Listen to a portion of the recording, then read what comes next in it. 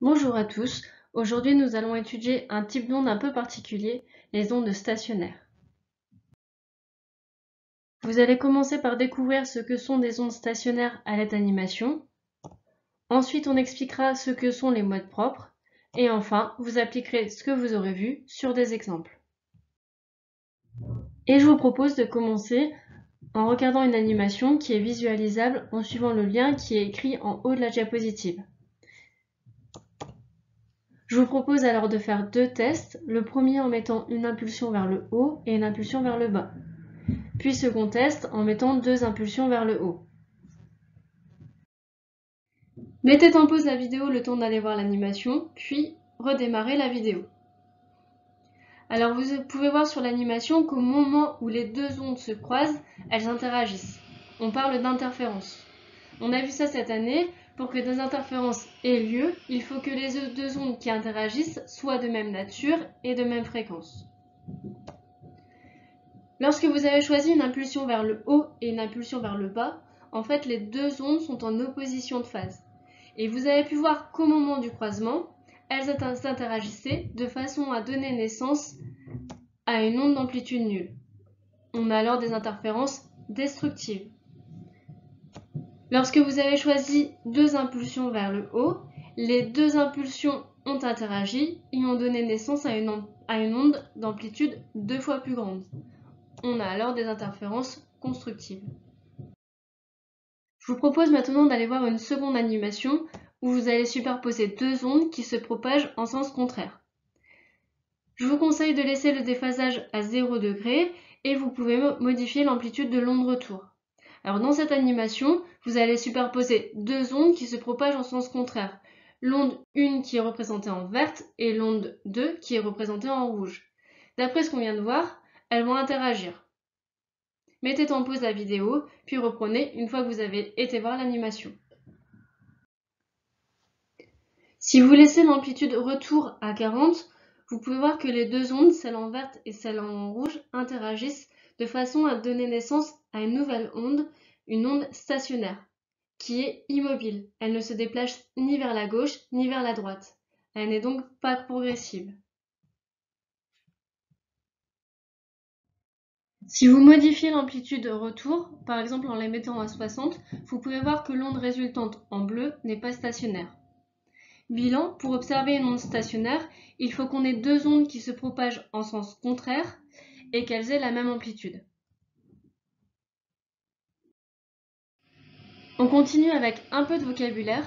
Si l'on regarde l'onde stationnaire qui s'est établie, on observe des ventres. Des ventres correspondent à des points du milieu où l'amplitude de l'onde est constamment maximale, en valeur absolue. On observe également des nœuds qui correspondent à des points du milieu où l'amplitude de l'onde résultante est constamment nulle. Les ventres résultent d'interférences constructives entre les ondes qui ont interagi, alors que les nœuds résultent d'interférences destructives. On observe également des fuseaux. Un fuseau est délimité par deux nœuds consécutifs, et au centre de chaque fuseau, on a un ventre de vibration. Si on observe l'allure de l'onde sur le schéma, on se rend compte qu'un fuseau correspond à une demi-longueur d'onde. On peut également dire que chaque nœud est distant d'une demi-longueur d'onde. Je vous propose d'aller voir une troisième animation maintenant, en suivant le même lien que tout à l'heure, mais en allant dans le menu Résonance. Dans cette animation, vous allez créer une onde progressive sinusoïdale sur une corde qui est fixée à ses deux extrémités. C'est une onde progressive que vous allez créer, donc cette onde va se propager le long de la corde et elle va se réfléchir sur ses extrémités. L'onde incidente et l'onde réfléchie vont ainsi pouvoir interagir. Je vous conseille de régler l'amplitude à 30, le nombre à 58 et je vous laisse modifier la fréquence.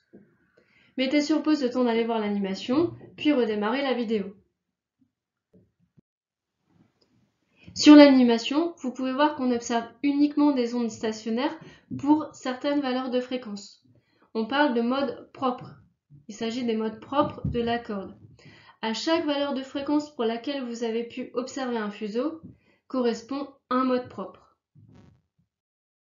Sur l'animation, si vous augmentez petit à petit la valeur de la fréquence, vous allez tomber sur le premier mode propre, aussi appelé mode fondamental. On observe alors sur la corde un unique fuseau. On l'a vu précédemment, un fuseau correspond à une demi-longueur d'onde. Puisqu'ici on n'observe qu'un fuseau sur la corde, on peut dire que la longueur de la corde L correspond à la moitié de la longueur d'onde. On peut calculer la fréquence de l'onde stationnaire qui s'est établie sur la corde en appliquant la formule F est égal à C sur lambda. C correspond à la vitesse de propagation de l'onde sur la corde en mètres par seconde et lambda à sa longueur d'onde en mètres. Si l'on combine les deux relations qu'on vient d'écrire, on obtient la formule F est égal à C sur 2L. Notez cette dernière relation sur un papier brouillon, elle va nous servir par la suite. Si sur l'animation vous continuez à augmenter petit à petit la fréquence, vous allez tomber sur l'harmonique de rang 2, pour laquelle vous allez pouvoir observer deux fuseaux sur la corde. Si l'on cherche à écrire des relations similaires à celles précédentes, ici on observe deux fuseaux, donc la longueur de la corde correspond à la longueur d'onde de l'onde. Je vous rappelle, on avait écrit précédemment que la longueur de la corde correspondait à la longueur d'onde de l'onde associée à l'harmonique de rang 1 sur 2. Donc du coup, on a L qui est égale à la longueur d'onde de l'onde associée à l'harmonique de rang 2, qui est aussi égale à la longueur d'onde de l'onde associée à l'harmonique de rang 1 sur 2. Si l'on veut calculer la fréquence de l'onde stationnaire associée au deuxième mode propre, on peut utiliser la relation F2 est égal à C sur lambda 2. D'après l'équation 1, on a lambda 2 qui est égal à L. Donc du coup, on a F2 qui est égal à C sur L. Écrivez cette relation à côté de la précédente sur votre brouillon. Si l'on combine maintenant les équations 2 et 3, on peut alors écrire que F2 est égal à 2C sur lambda 1.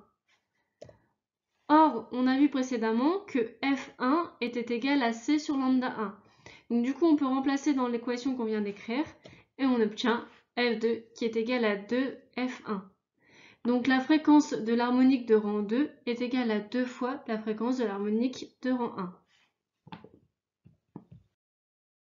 Si vous continuez à augmenter petit à petit la fréquence sur l'animation, vous allez tomber sur l'harmonique de rang 3, où cette fois-ci vous allez voir une onde stationnaire constituée de 3 fuseaux. On peut écrire des relations similaires à celles que l'on a écrites dans les cas précédents. Ici on a 3 fuseaux, donc du coup la longueur de la corde correspond à 3 fois la longueur d'onde de l'onde stationnaire sur 2. Je vous rappelle la relation qu'on avait trouvée dans le cas de l'harmonique de rang 1, la longueur de la corde était égale à lambda 1 sur 2. Donc du coup, on a L qui est égal à 3 lambda 3 sur 2 et qui est aussi égal à lambda 1 sur 2. On peut simplifier cette égalité et on obtient lambda 3 qui est égal à lambda 1 sur 3.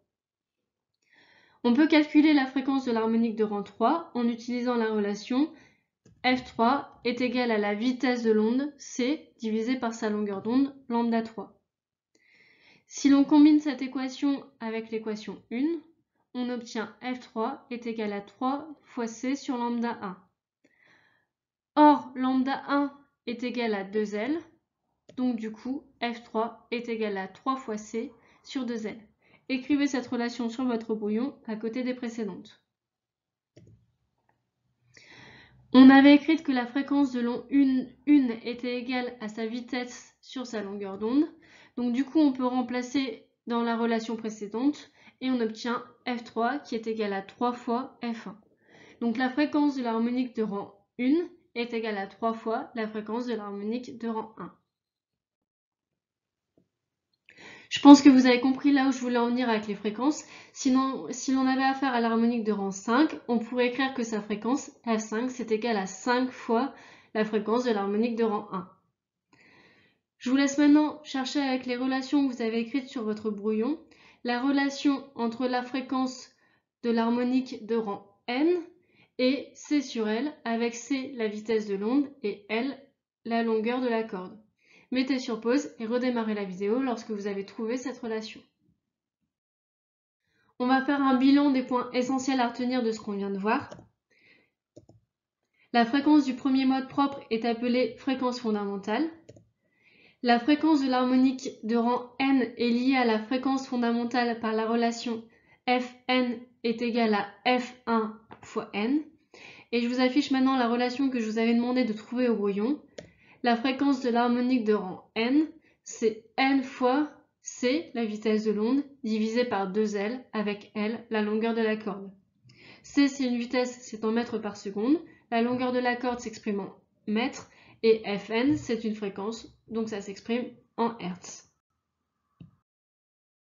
Alors en fait, à cause des frottements, on ne va pas observer directement ces modes propres. Si on crée une onde progressive sinusoïdale d'un côté de la corde, mais qu'on arrête à un moment donné de la créer, cette onde va se propager sur la corde, elle va éventuellement se réfléchir, mais elle va très vite se dissiper à cause des frottements. Et du coup, on n'arrivera pas à créer d'onde stationnaire. Pour réussir à créer une onde stationnaire, il faut qu'on crée une onde progressive en permanence.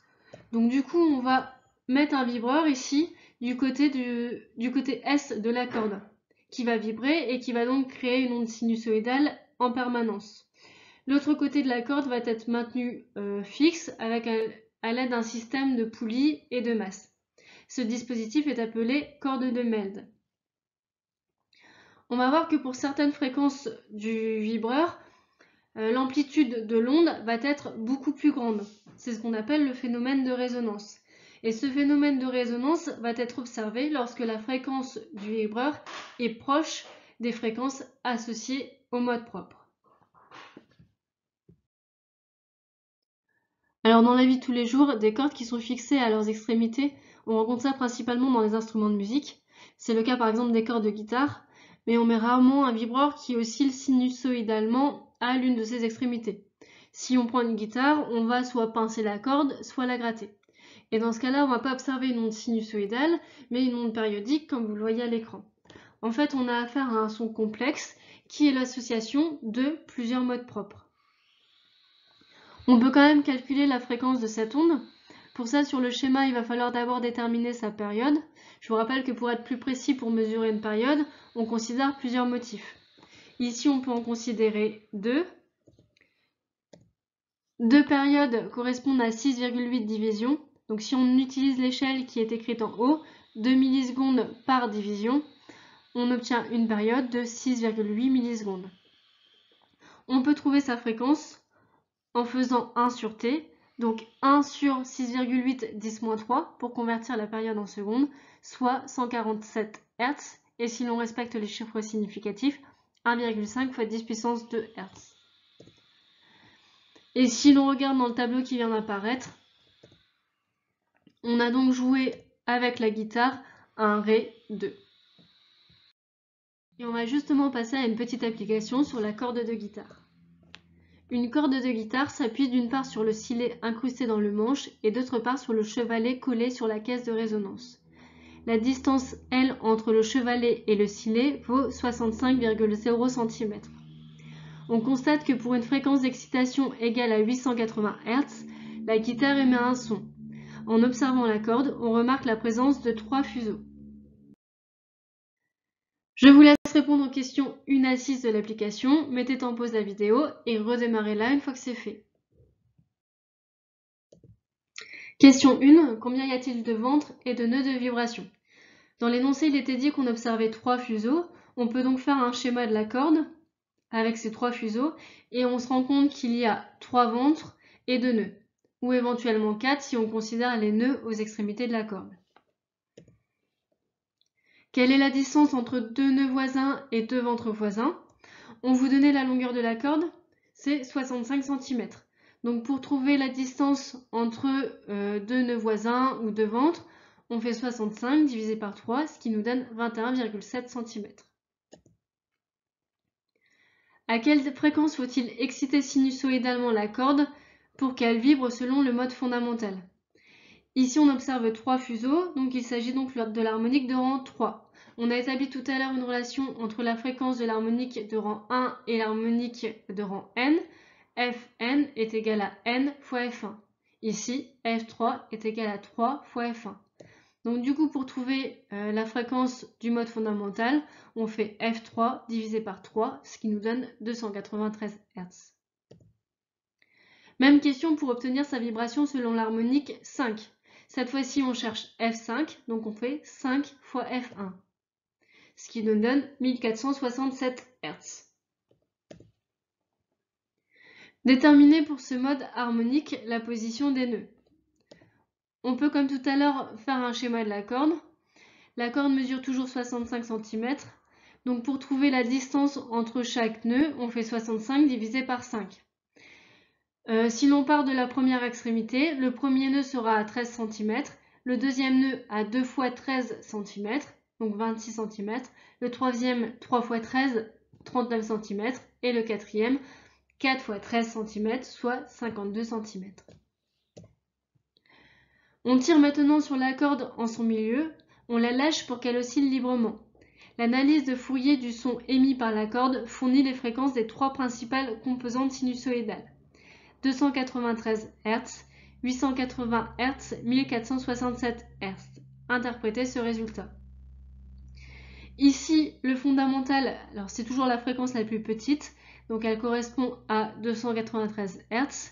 Et on a une harmonique à 880 Hz et 1467. Si l'on fait 880 sur 293, on obtient 3, et 1467 sur 293, on obtient 5. Donc ça veut dire qu'ici, on a la fondamentale, l'harmonique de rang 3 et l'harmonique de rang 5. Donc on s'aperçoit qu'en ayant tiré la corde en son milieu, on a réussi à exciter les harmoniques impaires uniquement. On passe maintenant au grand 3 avec les applications. Et on va notamment s'intéresser aux cavités résonantes. Alors une cavité résonante, c'est un espace creux conçu pour que le phénomène de résonance se produise avec une onde. Alors ça peut être une onde acoustique comme une onde lumineuse afin de l'amplifier. Les ondes qui la parcourent sont réfléchies de multiples fois sur les parois et interfèrent, ce qui donne donc naissance à des ondes stationnaires. Le phénomène de résonance se produit uniquement si la fréquence de l'onde correspond à un des modes propres de la cavité. Jusqu'à présent, on s'est intéressé aux ondes stationnaires qui s'établissaient sur une corde. Maintenant, on va s'intéresser aux ondes stationnaires sonores. On peut les schématiser de la même façon. Par contre, cette fois-ci, on n'aura plus des ventres de vibration et des nœuds de vibration, mais des ventres de pression et des nœuds de pression. Là où on a un nœud de pression, on aura une puissance sonore nulle, et là où on a un ventre de pression, on aura une puissance sonore maximale. La particularité avec les cavités résonantes et les ondes sonores, c'est que celles-ci peuvent se réfléchir sur des parois fermées comme sur des parois ouvertes. Par contre, on n'aura pas la même condition limite. Sur une paroi fermée, on aura forcément un ventre de pression, et sur une paroi ouverte, on aura forcément un nœud de pression. On passe maintenant à une petite application. On considère deux cavités différentes, une avec des parois ouvertes et l'autre avec des parois fermées. Représentez-moi pour chaque cavité les trois premiers modes propres qui peuvent s'établir. Mettez sur pause la vidéo et une fois que c'est fait, redémarrez-la pour regarder la correction. Pour la cavité qui est ouverte des deux côtés, on vient de voir que si on avait une paroi ouverte, on devait avoir un nœud de pression. Premier mode propre, on doit avoir des nœuds de chaque côté avec un minimum de fuseaux. Donc on obtient ce schéma-là. On a un fuseau avec bien un nœud de chaque côté. Pour le deuxième mode propre, on rajoute un fuseau. On obtient donc ce schéma-là. Et voici pour le troisième mode propre. Pour la cavité fermée, on a dit que si l'on avait une paroi fermée, on devait avoir un ventre de pression. Donc là, de chaque côté de la cavité, je dois avoir un ventre de pression en représentant un minimum de fuseaux pour le premier mode propre. On obtient donc ce schéma-là. En fait, on a un fuseau découpé en deux. Pour le deuxième mode propre, on va rajouter un fuseau, ce qui nous donne donc ce schéma-ci. On en rajoute encore un pour le troisième mode propre. Et voilà les trois premiers modes propres pour les deux types de cavités. On va maintenant passer à deux applications plus concrètes pour voir si vous avez bien compris tout ce que l'on vient de voir. Première application, elle porte sur le diapason. Le diapason permet d'accorder des instruments de musique. En frappant sur ses branches, il vibre et émet un son précis. La caisse de résonance est conçue de façon à amplifier une fréquence précise, généralement celle associée au La3. Question 1. Donnez la relation entre la longueur L de la caisse de résonance et L, la longueur d'onde lambda 1 du mode fondamental. Mettez sur pause le temps de répondre à la question. Pour répondre à cette question, je vous conseille de faire un schéma. La cavité du diapason est représentée en haut à droite. On a une extrémité fermée et une extrémité ouverte. Qui dit extrémité fermée dit ventre de pression. Extrémité ouverte, nœud de pression. Si on cherche à représenter le mode fondamental, on doit représenter un minimum de fuseaux. On représente un minimum de fuseaux avec un ventre et un nœud. On obtient donc le mode propre qui est représenté ici en haut à droite, qui correspond à un demi-fuseau.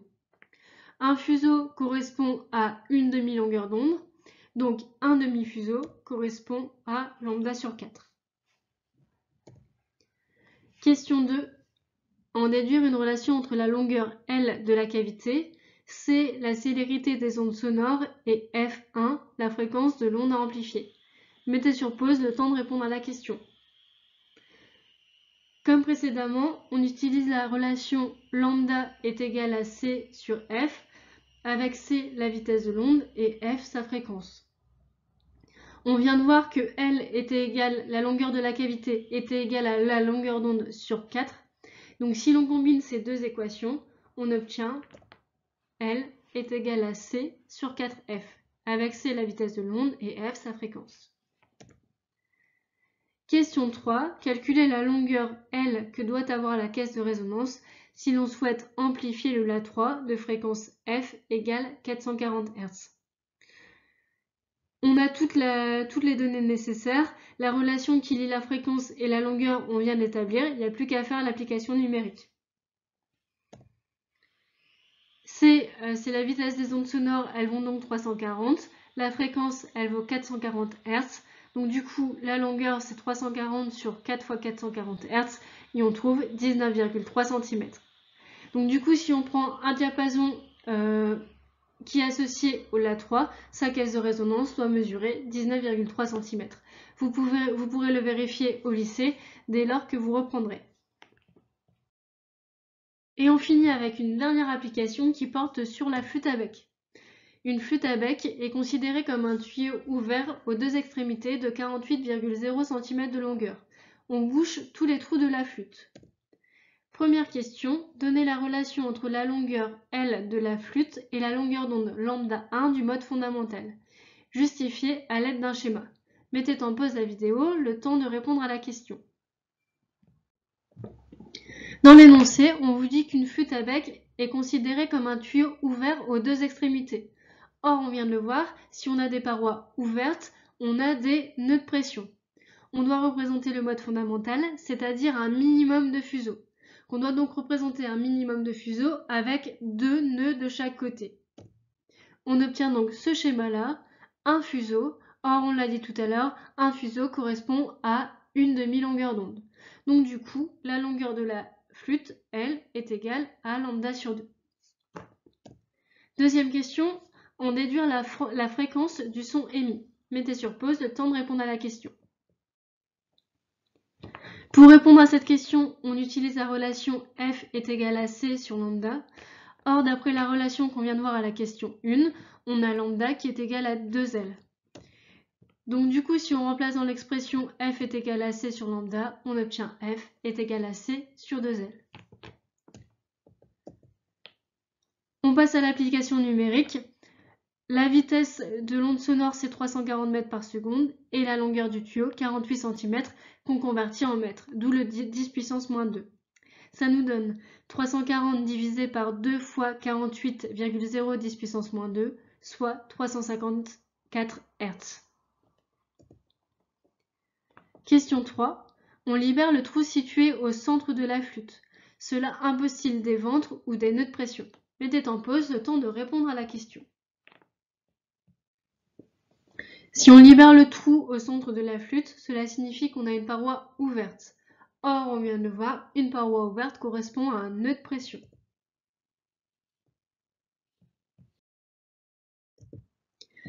Question 4. Le mode fondamental peut-il encore s'établir? Justifiez. Pour répondre à cette question, je vous conseille de reprendre le schéma précédent qu'on a fait pour le mode fondamental. Le voici. Si l'on regarde, au centre de la flûte, on a un ventre de pression. Or, on vient de dire que si l'on libérait le trou au centre de la flûte, cela imposait un nœud. Donc du coup, le mode fondamental ne peut plus s'établir. Question 5. Même question pour le second mode propre. On déduire la fréquence du son émis. Je vous conseille de faire un schéma pour le second mode propre. Pour le mode fondamental, on avait un fuseau. Pour le second mode propre, on aura 2 fuseaux. Voilà ce qu'on obtient. Et si l'on regarde maintenant au milieu du tuyau, on a un nœud de pression. Donc du coup, le second mode propre peut s'établir et il sera privilégié. Vous devez maintenant trouver la fréquence du son émis. On a la fréquence fondamentale. La fréquence du second mode propre, c'est le double. F2 égale 2 fois F1. Donc 2 fois 354, ce qui nous donne 708 Hz.